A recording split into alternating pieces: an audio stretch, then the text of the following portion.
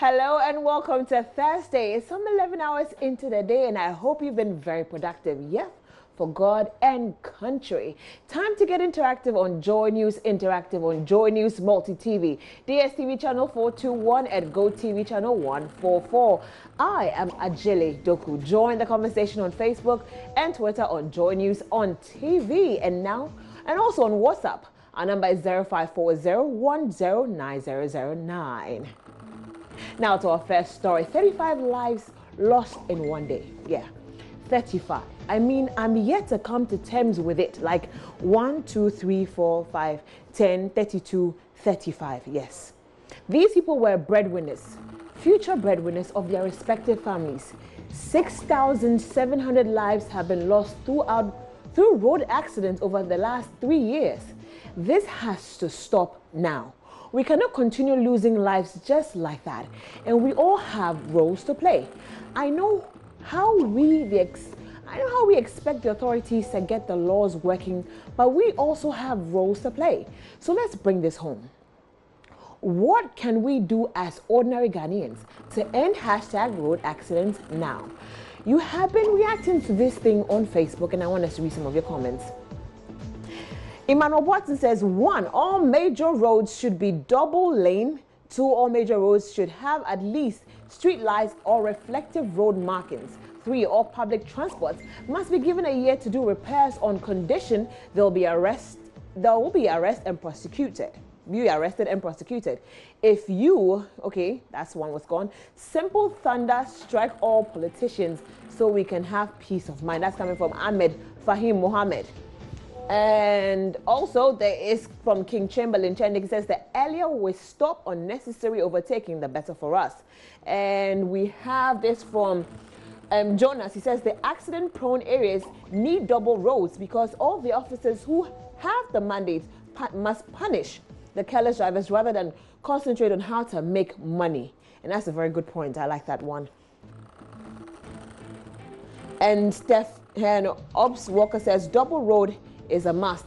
Kwesi Hughes Ankroma says, let's spell out these traffic regulations with precision and begin to let these indisciplined drivers and road users serve prison sentences of not less than 2 years with hard labor and move devoid of politicking, and we'll all be amazed by the turn of events. I agree with him. Eric Champon says, as a commuter, I place these accidents on the doorstep of drivers. They are very irresponsible. They are responsible 100%. And this comes from Edu Champon. He says, very sad. Nanaya Asari Siedu says, dual carriage on our major roads. And I think I do agree with them. They're making a lot of sense. We need to look at these things. Very, very important to end #road accidents now.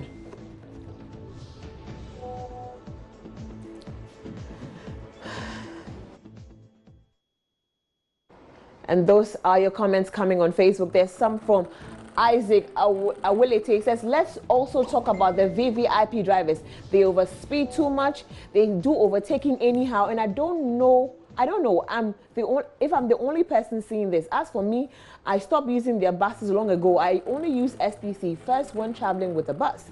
You assume your life is 80% safe, but for now, it's a no-no. If the drivers do not change their ways and mentality, no matter the efforts of the government and civil society, we will still have these accidents on our roads. That's coming from Hubert Ajekum. This is from Scott Tete. He says, the police should do their work well. Charles Anabi says drivers should attain some level of education, at least SHS. And all those things count. These are your comments coming on the issue of #road accidents now. Kwesi Hughes Ankroma, yes, he says, comes again and said the laws and regulations. Okay, we've read that one already. And this is from Ebenezer Wusu. We need the street lights. So I have noticed no street lights on Accra Kumasi Road. Can't they be provided with the use of solar? Bad leaders. One, again, we need street lights because the road is always dark when traveling at night. A word to the wise is enough. Indeed, is enough.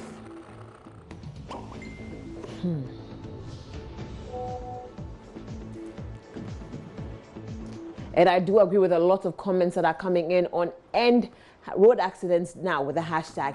Anyway, away from that, the back and forth on the need for a new road, new register is ongoing, I beg your pardon. Political parties are divided on what should be done. Anyway, the Eminent Advisory Committee of the Electoral Commission has called on the Commission to meet with members of the Inter-Party Advisory Committee, IPAC, and deliberate on the issues concerning the creation of a new voters register. The committee made a call after a meeting with the EC on Wednesday to outline the justification for the procurement of a new biometric voter management system and the compilation of a new voters register for the 2020 general elections. Here's Kwesi Parker-Wilson's report. It was called at the behest of the Eminent Advisory Committee and lasted for close to 3 hours. It was aimed at addressing the numerous concerns raised by the political parties and also for the EC to justify the need for a new register. Journey sources say the issues of cost and timing were thoroughly discussed. IT experts at the commission also admitted the existing register could be upgraded for the conduct of the 2020 polls, but explained it would be even more expensive. The advisory committee also raised concerns about the EC's communication strategy and asked the commission to improve upon it to ensure political parties understand the process. Well, you all have been reacting to this on Facebook, so let's read your comments on the new electoral voter. This comes from NS Cardinal, said the EC must resign. They are causing too much tension in the system instead of being the calming effect. And this is coming from Iyaz Kwame. He said they should advise the president to stop his autocratic behavior and stop pushing the EC. Kobe Boat says the EC doesn't have to consult anyone before they do their work. The eminent group only comes in when the issues arise, like you people are resisting. But this will not change anything since nothing changed in 2016 for a change of the same register.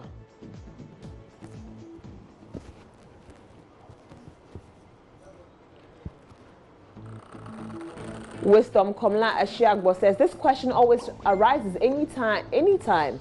If something is to be changed or amended, is it needed? There are several needs that the government of the day have to meet for the betterment of this nation, although this could also be a need. But how needful is it? If we scale it on a preference, does it really pull weight? Compelling new register won't solve problems like... Okay. There's a good management process conduct at EC to the extent at even printing of materials for at least years. Exhibition, they have to outsource it. EC have to upgrade the voting system in Ghana, not compilation of new voter register. And George Aiden is supporting this. Whether you cry or not, the register will surely come to pass.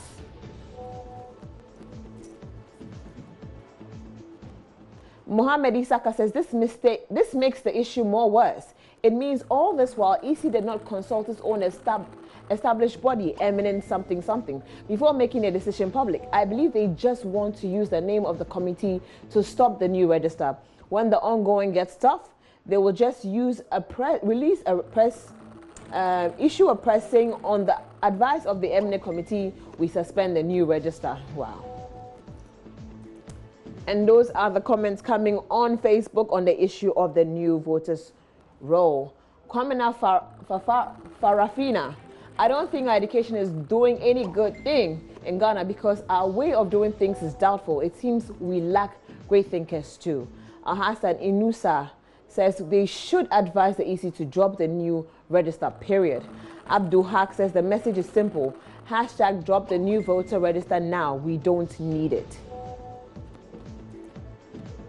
Mensahau Edward says if only those opposing will sit at IPAC and listen, don't think the opposing will with genuine concerns, but political deceptive. Okay. And that's from I'm worried about something. I want to ask if you people can help me.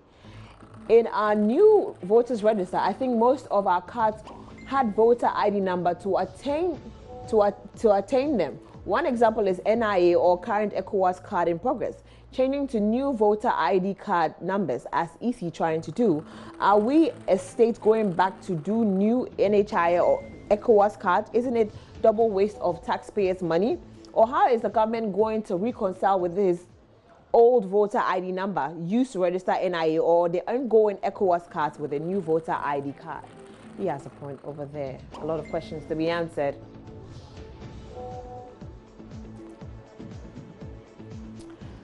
Hamza says, we don't want any register. Nanado should use that money to pay school feeding caterers. PK Yeboah says, it's needless, Chief.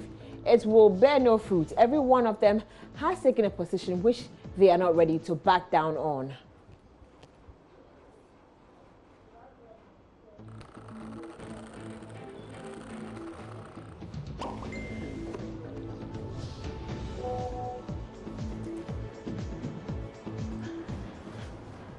And those are your comments coming on Facebook on the new voters register. Now let's talk football.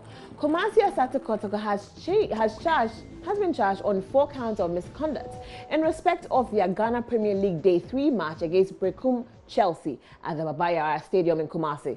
Should Asante Kotoko SC accept their guilt, Asante Kotoko FC shall play 5 matches behind closed doors at the Baba Yara Sports Stadium and a fine of 10,000 Ghana cedis. Is the punishment deterrent enough to stop the hooliganism? Now let's read some of your comments on Facebook. George Oxford says, closed door matches are severe than changing the venue. It's a good move, but the perpetrators themselves must be punished next time. Walanyo Akwetia says, in fact, it is not enough. There should be decency in our football activities, but not life and death affair, I beg your pardon. Moses Kujo Asempa said, it's good for start people. It's good. For a start, people must be responsible.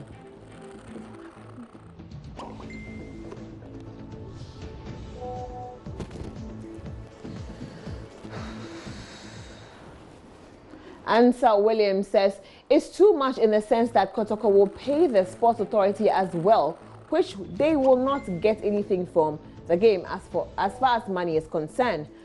Abdul Rahman Ibrahim said, it's too lenient. 10,000 is too small, but the matches is normal. Ike White says, the money aspect is little. Looking at Kotoko as a giant in Africa, at least $100,000 is cool. Wow. Or $10,000 is cool. People are asking for more on the punishment when it comes to Kotoko's incident. Said Boydu says, the security is weak. Why not punishing the supporters but rather the players? Yeah, to some extent, good to the managers of the team. They should take that as an example and always advise the supporters that it's not all matches you must win. That's coming from Abu Mumuni. Soko GH says, 10,000 Ghana cedis. My goodness. Abefi Bonale Lestowell says, still fabulous.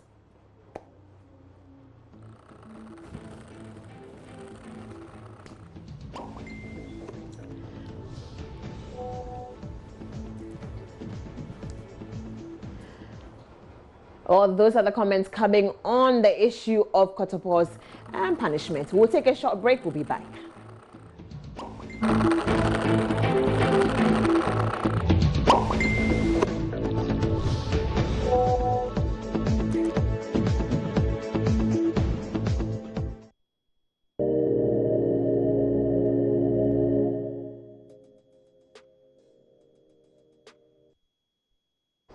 And welcome back from the break. This is Joy News Interactive with me, Naa Ajele Doku.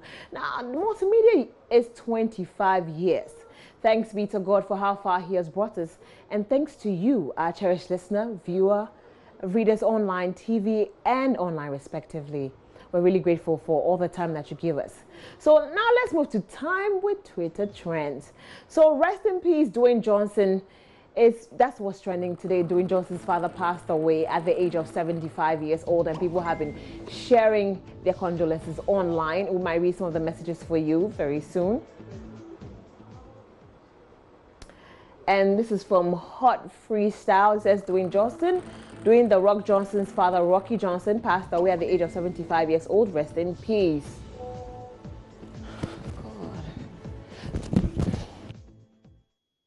God. What's causing all this? It says, saddened by the news of soul man Rocky Johnson passing away.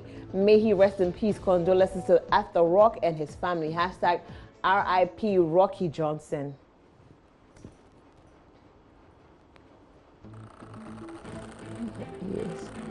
At JD Ultra, rest in peace, Rocky Johnson. You did well in life. You respect it. We respect you, and we will miss you. Hashtag RIP. Aww.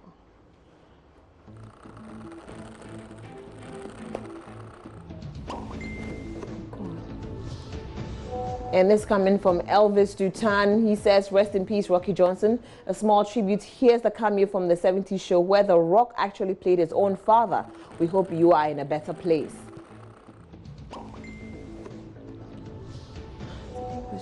Awful. WWE has also come out with their condolences. Rest in peace, Rocky Johnson. Hashtag RIP in loving memory of Rocky Johnson. He was a part of the WWE as well, just like his son, Dwayne The Rock Johnson. So he was following his father's footsteps. Dave.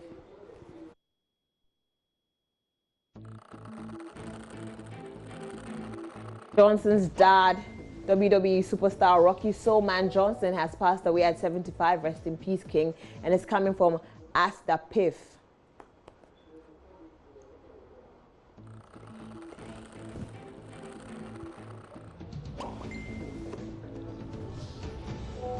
Also in the trends today, Accra Academy, portions of the school was grazed with fire last night, and people have been sharing their thoughts on that on Twitter as well.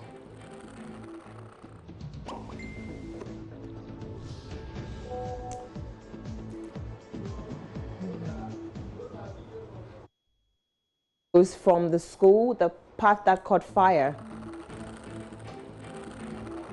I'm just grateful right now that the fire has been put out because it started last night, and as you can see images.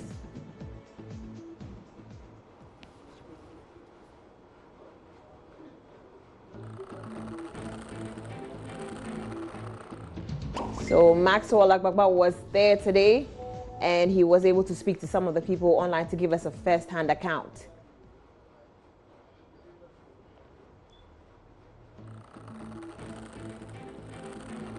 So we're going to read some of the comments from Twitter on the issue of the fire that grazed Accra Academy, and that's coming from Manche. Call me Kobe. He says, one guy tweeted, Accra Academy is on fire. I actually thought some program is going on there, oh chalet.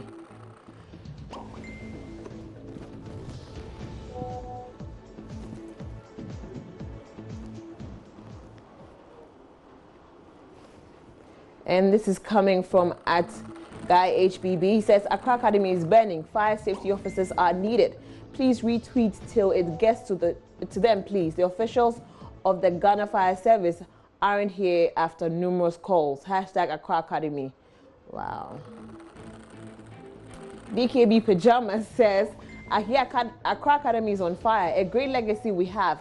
Can't go down like that. Fire Service, hurry up and get there for no do bleokra. For the fire, no do bleokra. Okay. And this coming from Rick Stan. It says, the fire for Mig Bleo for Accra Academy, with an image there. Oh my.